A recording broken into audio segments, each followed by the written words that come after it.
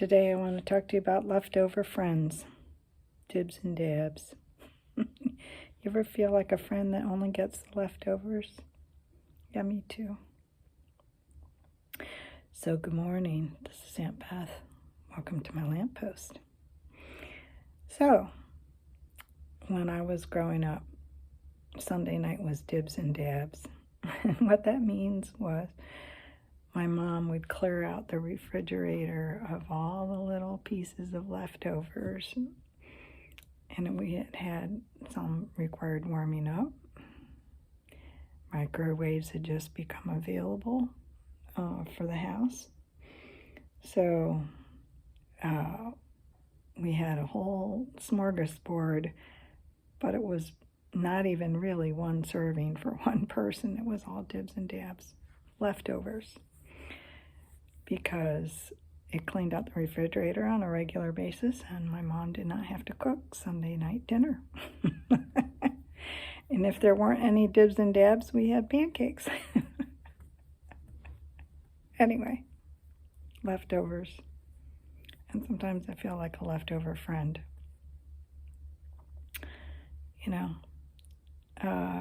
to other people. And, come, and it's a very transactional friendship, in the sense of I'm a free place to stay, and, I'll take you out for ice cream, and, yeah, that's based on past shared experiences, but there's no effort to build something forward. And I started thinking, wow, I hope I don't do that with God. And I started thinking about the 3 levels of friendship. And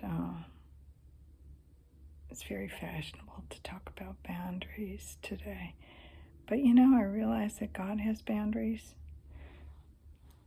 Physically, in the temple, he had 3 levels of friendship or acquaintance. I cut myself.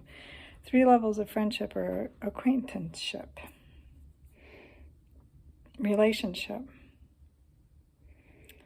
There was the Holy of Holies, inner sanctum.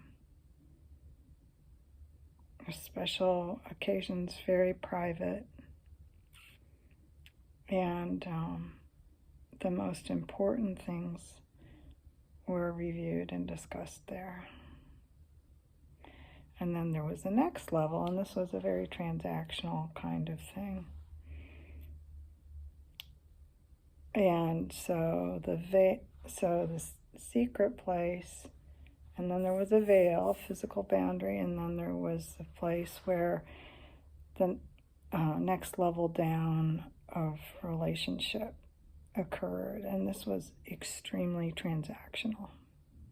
I do this, you do that. I do this, you do that. The priest for forgiveness of sins and whatever. And then there was another boundary, and this was for the everyday people that were believers, okay? And then there was the whole, so I guess you could say 4 levels. There was the, anybody that you might run into, nothing special. And I thought, God has those boundaries to try and teach us a lesson that not everybody gets access to the secret place in the courts.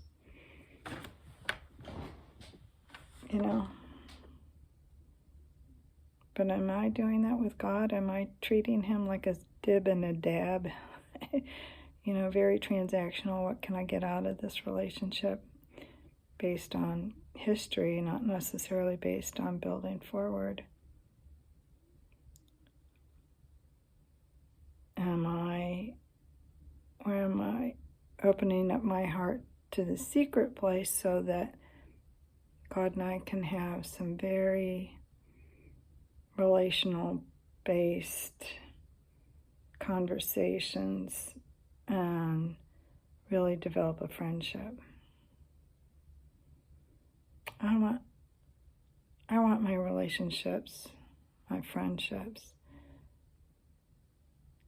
with the people that I know to be close like that.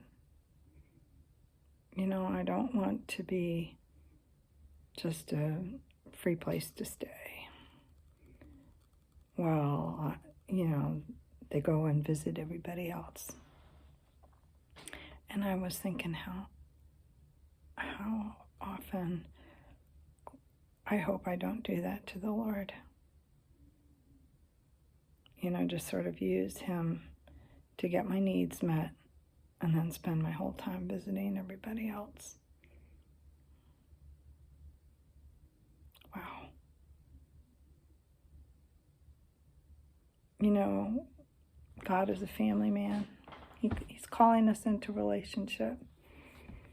But if we're not careful, we're just going to give him the leftovers of our time. I don't want to do that. Eternity is a very long time.